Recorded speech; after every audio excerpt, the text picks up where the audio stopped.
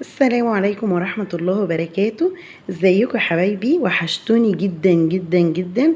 انا عارفة ان انا بقالي كتير مش بصور، معلش. النهاردة بإذن الله راجعه لكم بفيديو جامد جدا، والفيديو اللي وراه اجمد منه كمان بإذن الله. عاملين ريفيو بإذن الله عن حلة الرز، تسوية الرز تحفة. يعني انا مش عايزه اقول لكم قد ايه الحله دي طلعت خرافه. حاجه كده بجد ملهاش حل. تقدري تسوي فيها خضار سوتيه، وتقدري تعملي فيها رز مصري ورز بسمتي، كل انواع الرز بكل النكهات اللي انت عايزاها.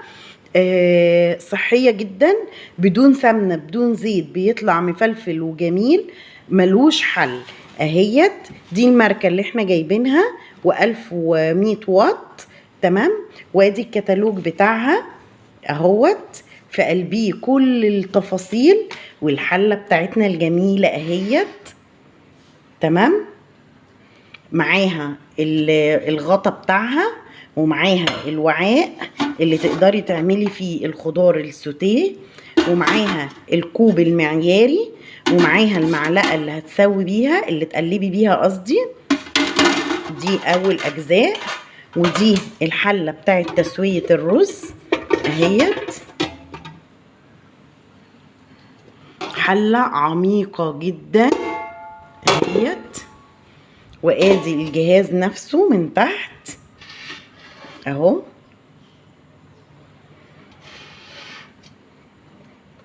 ودي الفيشة بتاعتها. طبعا لازم نكون مستخدمينها يا بمشترك قوي، يا اما تكون الفيشة قوية، ما ينفعش تحط في حاجة ضعيفة علشان الكهرباء بتاعتها ما تسخنش.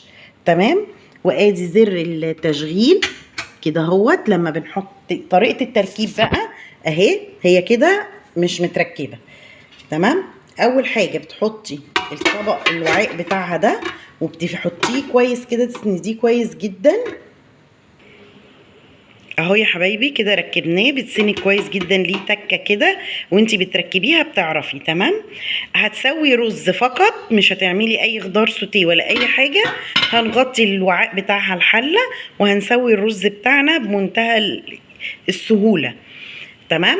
هنسوي فوق الرز خضار او فراخ او حاجه، ممكن تحطي صدور بانيه، تحطي خضار، تحطي فراخ، اي حاجه انت عايزاها. هتحطي كده الطبق بتاعها التاني، طبعا بنشيل دولت كده اهو، وبنغطيها اهو. وبتحطي الفيشه، وبتقومي دايسه زر التشغيل كده اهوت. هي اشتغلت، بتخلص هي التايمر بتاعها، الوقت بتاعها المعتاد، وبتطفي مع نفسها. تمام. مفيش اسهل من كده. الكوب المعياري بتاعها دوت هم عاملينه اللي تعايري بيه الرز، ومفعل الكتالوج بتاعها كاتبين لك كل حاجه جوه، قد ايه معيار الرز اللي تستخدميه، وقد ايه الميه، وكل حاجه هوريها لكم اهي. هنا في الكتالوج بيوريكي ايه الحاجه اللي موجوده معاها بارقامها. تمام. وبيقول لك هنا هوت ايه الخطوره بتاعتها. ما ينفعش تستخدميها وانتي ايدك مبلوله، ما ينفعش تستخدميها وانتي رجلك مبلوله، يعني لازم تكون ناشفه علشان منعا للاصابات والكهرباء والكلام ده كله.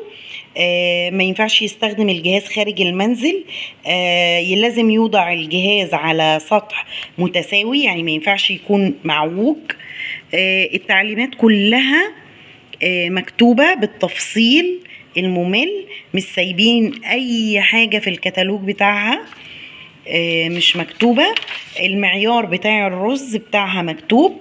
هما بيقولك علبة المعيارية دي، الكوباية المعيارية دي، الكوب بيتحط عليه كوبين ماء، لو كوبين يبقى 3 ماء، لو 3 يبقى 3.5 ماء. هما اللي محددين المعايير المية بتاعة الحلة نفسها، مش زي الرز المصري بتاعنا العادي اللي بنعمله، لا مختلف. كمية المية هما محددينها بكمية الأكواب على حسب الأفراد. هو بيقولك هنا هوت إن كل 6 معيار كوب معياري، كل 6 بيعملوا طبقين رز. يعني انت لو عايزه طبق واحد رز هتعملي 3 معايير من الكوبايه ديت في قلبيها، وهتحطي عليهم 3 كوبايات ونص ميه، وبتشغلي زرار التشغيل كده وبتسيبيها هي بتستوي الرز براحتها، وبتقوم فاصلاه لوحديها، انت ما بتجيش جنبيها. عايزه الرز مش هتستخدميه دلوقتي، بتسويه وبتعمليها وبتقومي فاتحه، هما كاتبين في قلب التعليمات كده اهو، تقلبيه بالمعلقه المختصه بتاعتها، بس مجرد ما بتقلبيه وتطفي تقفل. بيفضل مفلفل، وبيبقى هو عايز بس انه يخرج البخار بالتقليبه. لو انت مش هتغرفيه على طول وتقفليه هيفضل محتفظ بسخونيته لحد ما تيجي تستخدميها. طريقه الغسيل، بتغسليها عادي جدا باي سبونشه، ممنوع السلك، ممنوع السبونشات اللي هي الخشنه، لان هي تعتبر زي حلل التيفال بالظبط، فهتستخدميها زي ما بتغسلي الحلل التيفال بتاعتك او الحلل الجرانيت بتاعتك. وانتي بتستخدميها لازم تكون الحله ناشفه جدا من بره، ما ينفعش تبقى مبلوله من بره وتحطيها هنا هوت هتعمل لك ماس كهربائي. يعني لازم الحله من هنا تكون ناشفه جدا. اولا ده ما بيتغسلش بالميه، ده بيتنشف بحته مبلوله يتنضف بيه من بره ومن جوه بس، لكن دي الوعاء بتاعها بيتغسل بالميه عادي جدا. بس اهم حاجه ان يكون وانتي بتشغليها الوعاء من بره مش مبلول، وتكوني حطاه مظبوط. وبعد ما بتحطيه، يعني بعد ما بتحطي الوعاء كده هوت بتضيفي الرز والميه، وبعد كده تغطيها عادي جدا زي ما اتفقنا. لو مش هتسخني حاجة او مش هتعملي حاجة على البخار غطيها على طول. عايزة تسخني اي لحوم عندك وتدي نكهة للرز، هتحطي المصفاية ديت الاول في قلبيها الحاجة اللي انت عايزاها وتقفلي كده هوت اهي. يا رب يكون الفيديو جميل وعجبكم وتكونوا استفدتوا منه. وان شاء الله هعمل لكم ريفيو تاني دلوقتي عن القلاية الهوائية اهيت برضو، بس هعملها لكم في فيديو تاني منفصل لوحده علشان الفيديو ما يطولش عليكم وازهقكم. هتلاقوا الفيديو ده ورا ده باذن الله، يعني مش عارفه انهي هينزل الاول ده او ده، هتلاقوهم ورا بعض باذن الله. يا رب تكونوا بتستفيدوا مني وما كنتش تقيله على قلوبكم. وحشتوني جدا. كنتم مع سوزان بنت عز.